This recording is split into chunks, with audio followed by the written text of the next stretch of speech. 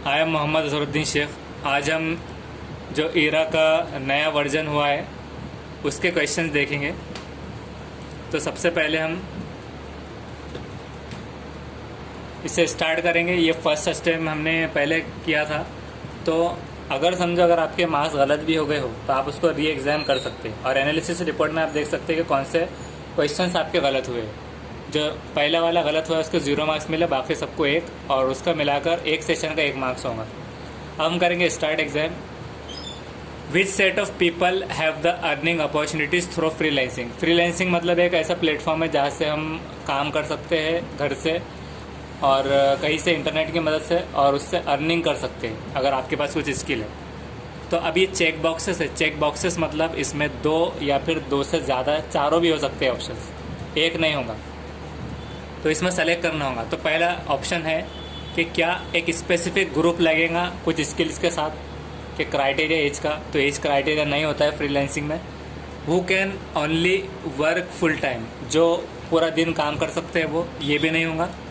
Who want to work from home, या फिर वो जो घर से काम करना चाहते हैं, तो ये एक है।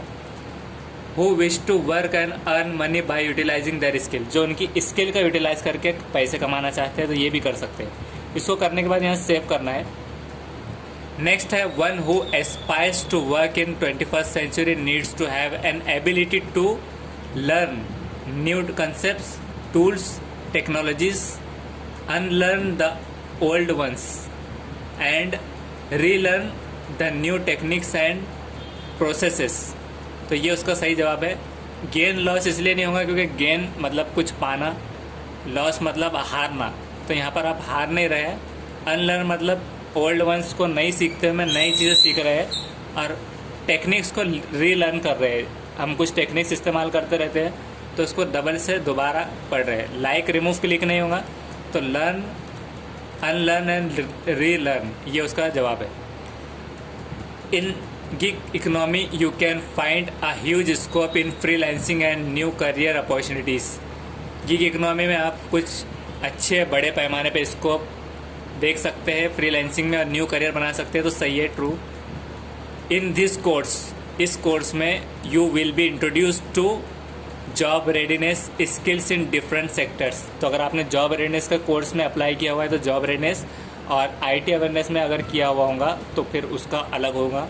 हम यहाँ पर जॉब रेडीनेस करेंगे क्योंकि 21st सेंचुरी के हिसाब से है, 20th नहीं होगा इस हिसाब से।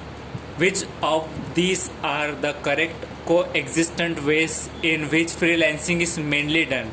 इनमें से कौन से करेक्ट और को एग्जिस्टिंग वेज है जिससे हम फ्रीलांसिंग कर सकते हैं।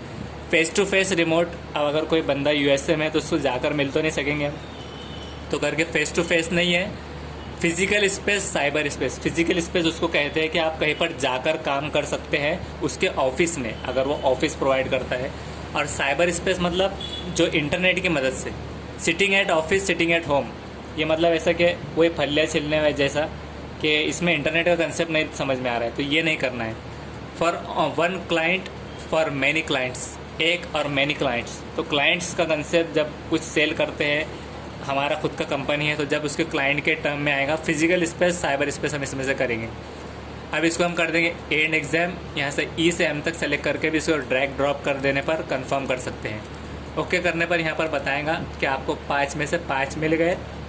तो ऐसे अटैम्प्ट्स आप पहले एक ही बार होता था, फिर बाद में 3 बार हुए। अब जो है तो आप उसको 5-10 के ऊपर भी कर सकते हैं अगर गलत होते हैं क्वेश्चंस। तो इसके बाद हम नेक्स्ट सेशन देखेंगे। Thank you very much.